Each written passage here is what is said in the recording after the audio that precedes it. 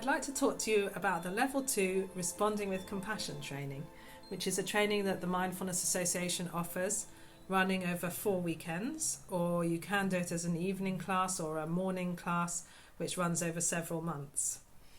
So this is a training which is available to those who have completed the Level 1 training, or there are other ways to complete the prerequisites for this training, which you can find more about on our website.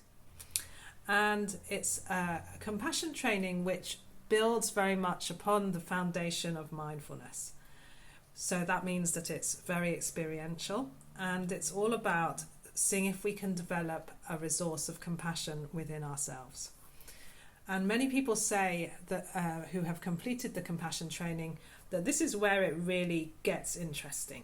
This is where we really meet our limits and we really go on an adventure into unknown territory, and we begin to experience the possibilities of transformation, because the energy of compassion, or the quality of compassion, when we develop it within ourselves as an embodied experience, really does have the power to reorganize our state of mind and our state of being. And this is well documented by research in the fields of psychology and neuroscience, that the development of compassion, the cultivation of a soothing, comforting, warm quality that can meet the difficulties of life, really has the power to create change for us human beings. And we may find ourselves experiencing more resilience.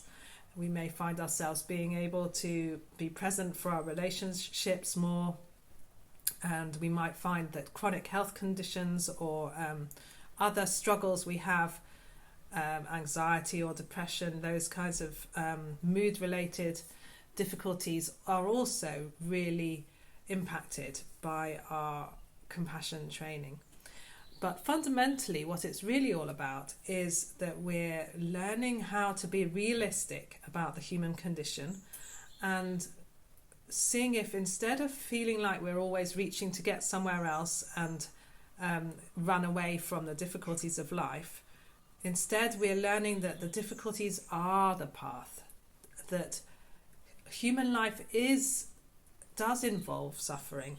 And that's the same for all of us, and we can find a kinship in that, and we can find compassion, open our heart to this dilemma of being human, and open our heart together with others, rather than in isolation or in a sort of self-centered way.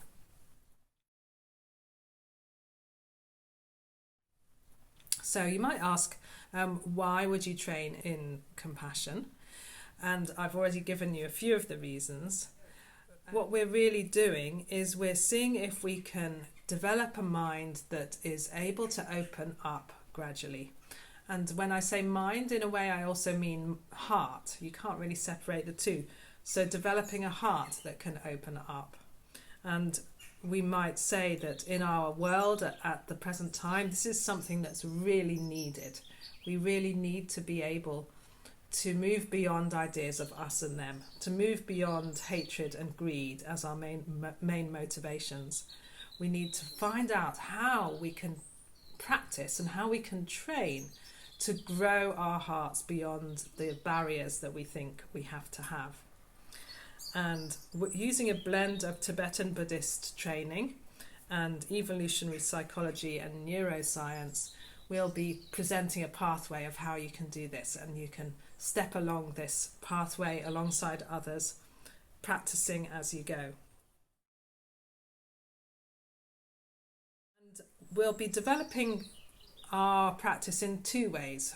One, we'll be looking at how we can approach the difficulties of life and how we can experience them fully, and how we can, if we experience them fully, in a way they actually become easier to experience. Because a lot of the time we're bracing against things so much and pushing them away that actually creates more struggle. So we'll be approaching the difficulties. We'll grow our capacity to be with what is difficult in life. And then on the other side, we'll be creating a resource. We'll be really developing the possibility of having an inner environment that has a compassionate quality to it, using imagery and visualization and other Tibetan Buddhist practices, and also using myth, so that we can have an idea of how we might be in the world that is shown to us by a story. And that story is the compassionate warrior, the story of the compassionate warrior. So this takes us into compassion in action, and towards the end of the course, we'll be looking at how our practice is the place that we can step out from into compassion in action, and we'll be looking at the specifics of how that might work for us in our own particular life as it is. And all through the training, we'll be continuously circling back to self-compassion. And obviously, we're really looking to develop compassion for others, but we need self-compassion always to be present there as our basis. Because if we are developing only compassion for others, we'll burn out. So we're refueling all the time by coming back to compassion for ourselves. So I hope that sounds inspiring to you. I hope that you feel like you'd like to check it out more. Maybe you can find a taster session, or maybe you want to sign up. So good luck on your journey.